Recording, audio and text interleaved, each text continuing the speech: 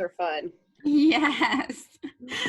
So guys, I just wanted to give you a chance to say hi to Erin, but I'm going to go ahead and mute you, just so Erin can hear us really well. Okay? All right. I've muted a lot so far. Oh, cool. This is my son, Ethan. Hi, Ethan. Hi, William. Hi, Lucas. He's also had hissing cockroaches as a pet. So. Oh, good. Awesome. Cool. So, JB, did you mute or do you want me to? I'm doing it right now. Sweet. I don't see Erin. Erin is right there. She. I'm on my iPad, so the camera's a little weird. I'm like, whoa, where do I look? Let me see if I can make you bigger. Do you guys know how to make her bigger?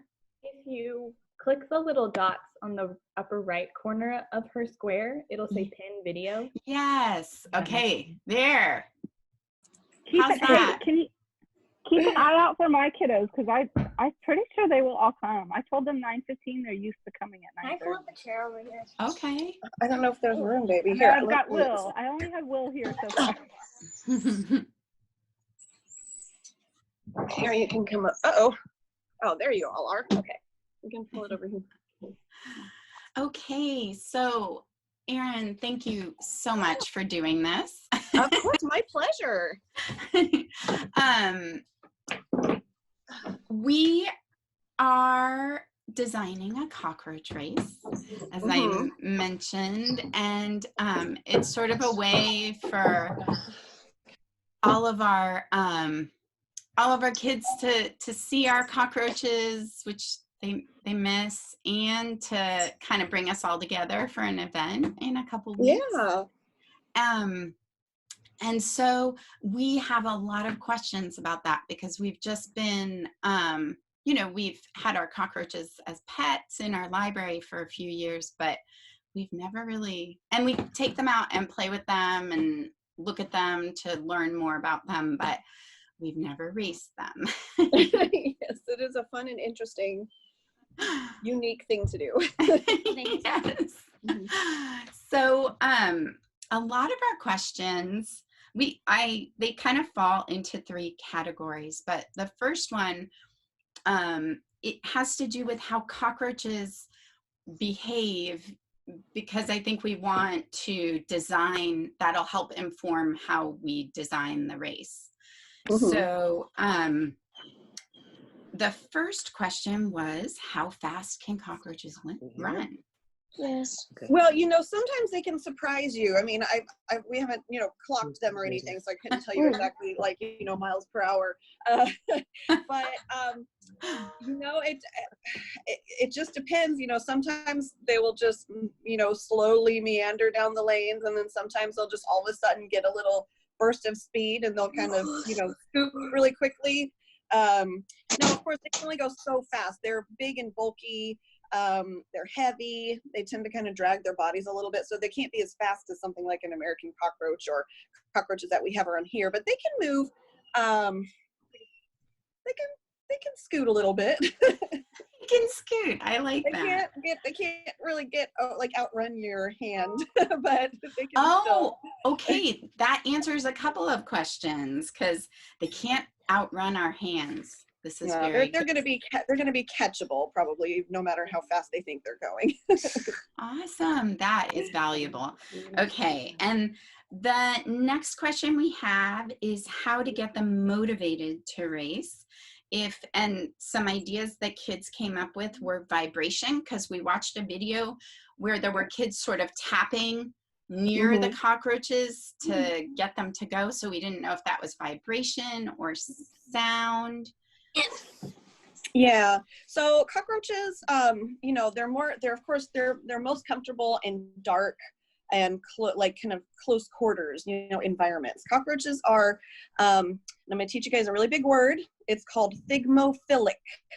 And thigmophilic means that they love touch. They love to be close on all sides to in small enclosed spaces.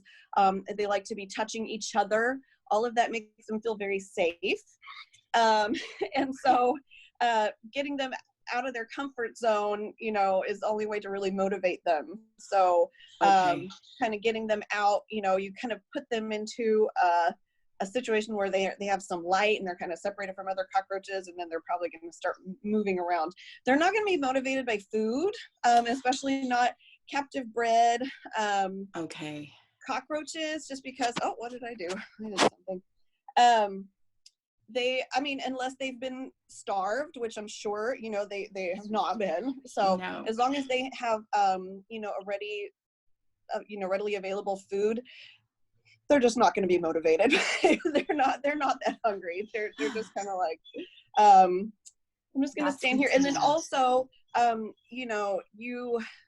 they're going to need a little, sometimes they're going to need a little bit of a nudge. So it's vibration, they don't really hear, they don't have ears, they don't hear the way we do.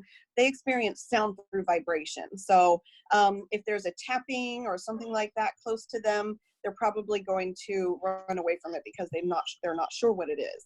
Yes. So you can try that, or you can, and sometimes we've just had to kind of poke them on the back. We saw that too. A little poke, because sometimes they just will kind of want to like go into the corner and not really go anywhere. It's a little confusing, I think, for them. I'm sure this is a very human concept to race. Okay, so they aren't motivated by food. They feel a vibration. One of the questions was whether we can train them. They aren't trainable. Okay. I imagine if you had a lot of time to devote to it, you could probably do something, with different sorts of stimulus, you could do kind of set up an experiment to see, I'm not even sure what all the variables would need to be, but okay. Nah, we've never really done any training. We just kind of we have hundreds of hissing cockroaches, and so whenever we're having a race, we just kind of pull out random ones, and then we put them in the track and we see what happens, and that's always always entertaining. Yes. Okay. So let's see. Let's go to, are younger cockroaches faster than old ones? They can be. Of course, it depends on how they're feeling that day. So, if they're being lazy or if they're just not wanting to move, it doesn't matter how old they are, but they probably have the capability of moving a little bit more quickly, because just like people or any other animal, the older they get and the larger they get, and especially if they're a female, if they're pregnant, there's a lot of things that kind of go into it. It makes them it slows them down for sure. So the younger, smaller, lighter ones, they probably can move a little bit faster than the big ones. Okay, good to know. And then I think you sort of answered, are girl cockroaches faster than boys? Depends on if they're pregnant.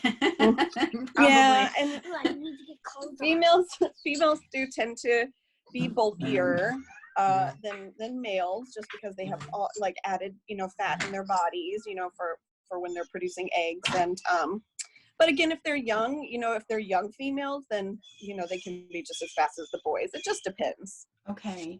And so generally, are the females larger than the males? At typically full size?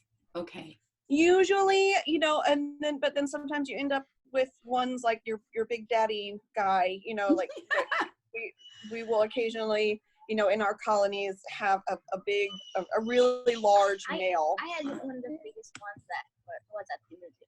Really? So I had one of the biggest ones at the museum. I don't know. Toothless? Yeah.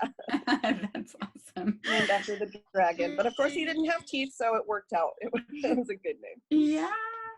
Oh, this is so helpful. Okay, so we'll get to our next category, which are questions about designing the racetrack. So the kids are going to give me input about sort of how they want it designed based on the information you're sharing with us. And then my husband and I are going to build something over the next few weeks. And so we had the question if there are any colors that they're afraid of or don't like. No, they don't have very good color vision, so that's not, it's really just like kind of dark and light for them. Okay. So we've done a couple things, and we've had some people in our marketing department that have a lot of time to put into it, and have built a track with lanes, and then they even made like sort of like little stalls, to kind of put them in, like little dark little corrals basically, and then the little door lifted up. Okay. So okay. Like in a horse race. Mommy, Right. Yeah. So I can't put your shoes on right now, baby. You don't need them. I want to play outside. But actually we would just kind of lift the whole thing off, so they're all kind of exposed to the light at the same time. So they'll, more likely to start moving. Of course. But yeah, no colors really. Okay. That's really good to know. We are learning so much. Okay. We saw 2 different videos, and one of the videos had a plastic course, and they were moving really slowly. They just used like a Hot Wheels track. And then the other one had a wooden course, and the wooden course, they seemed to move more freely and enthusiastically. Yeah. So a lot of the kids were wondering if there are materials or surfaces that they like or don't like.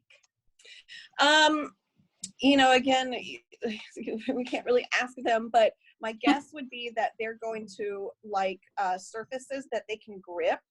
Yeah. So the wood or something like that is a lot easier for them to find their footing and to move around on.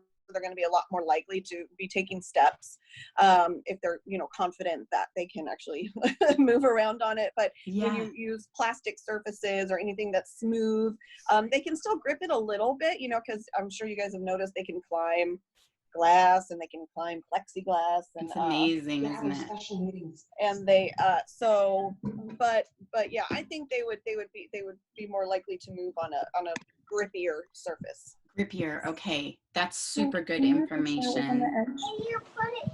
Well, I don't want you to fall. Get up. Sorry, my 4-year-old has joined us. It's okay. This has just become a part of Zooming. Our whole families are part of our Zooming. Yes. So the kids were asking if the track has to be flat or if it can be sort of hilly on its side, but I think you answered like if it's grippier, it probably doesn't matter as much. Yeah, I mean, flatter is probably better. They're probably going to be less motivated to go over obstacles. So sometimes it's kind of hard enough to just get them to go. So if you have like, baby, that's going to fall. Don't do that. So if you have hills or obstacles, they might just be like, I don't know what to do now. I'm just going to stay. That makes sense. Yeah. Okay. So we won't like throw them for a loop in any way. And then we have the question, what kind of paint do we use to mark them? So we've used like just regular kind of like paint pens that you would buy at the craft store, like white or like a white Sharpie or a silver Sharpie. Those tend to show up pretty well. And they don't seem to bother them. I'm not super sure about the toxicity. But also, if you do want to use paint, we've used just regular like tempera paint that you get at the craft store. Yes. It's water based and it's very non-toxic. And so if you wanted, my suggestion is not to try to actually write on them because.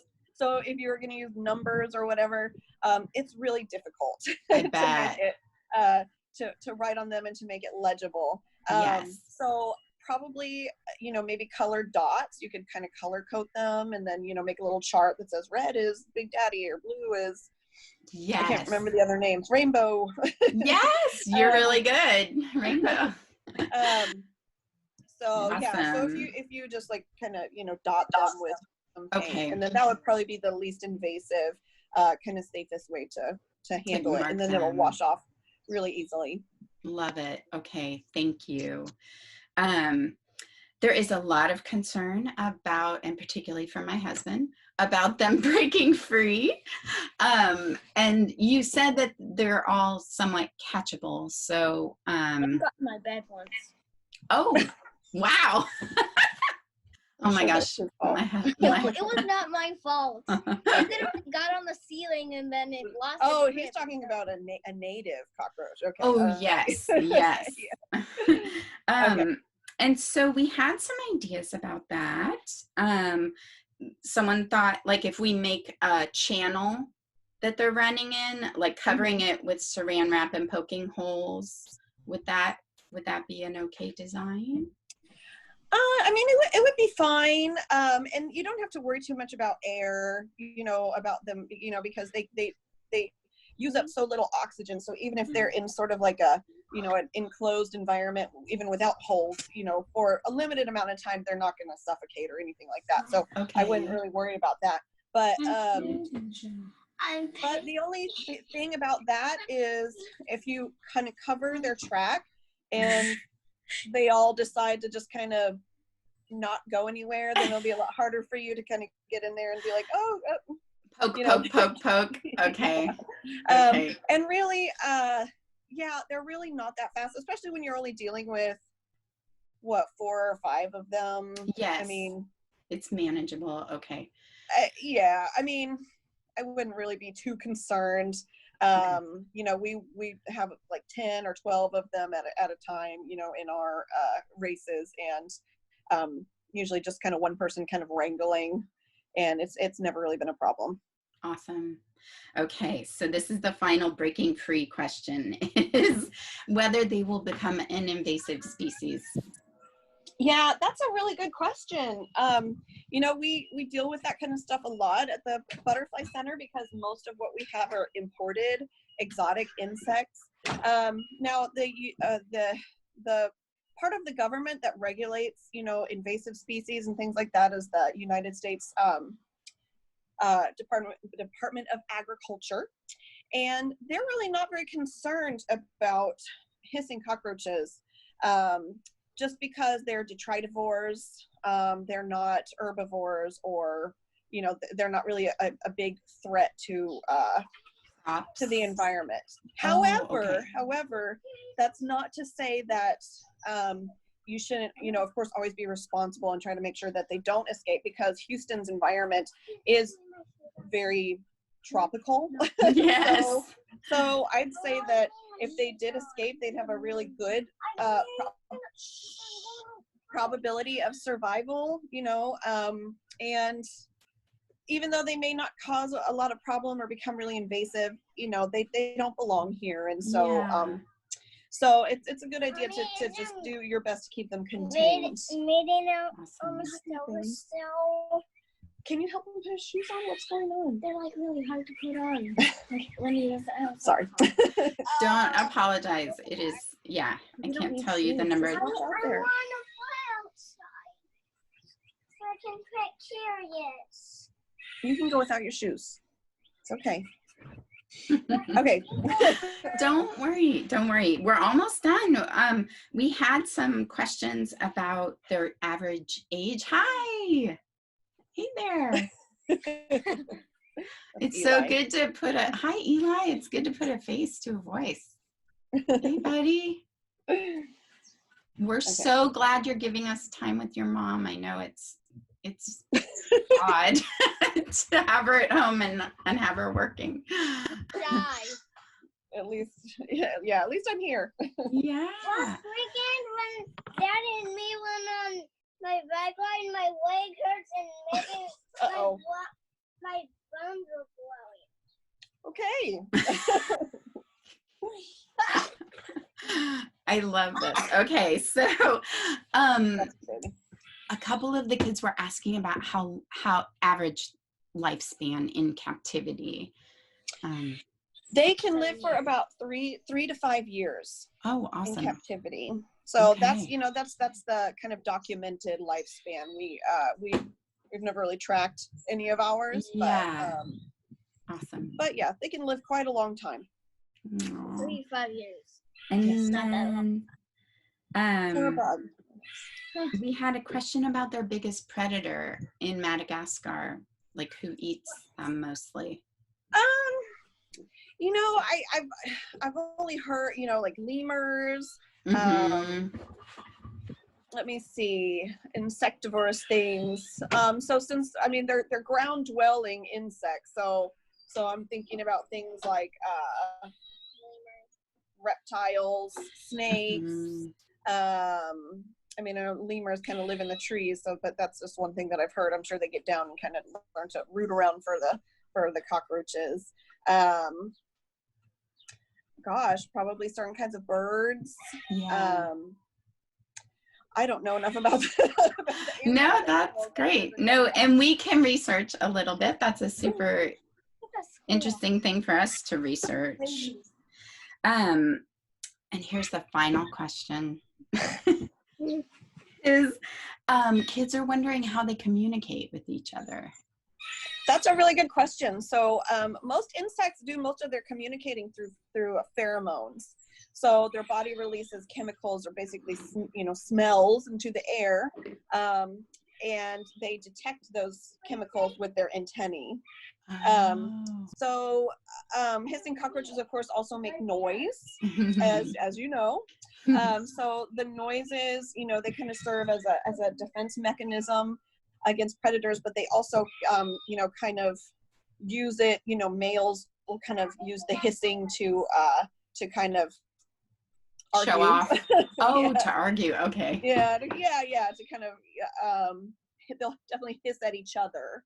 Okay. So we tend to have we have like little containers with cockroaches in them. Eli, don't do that.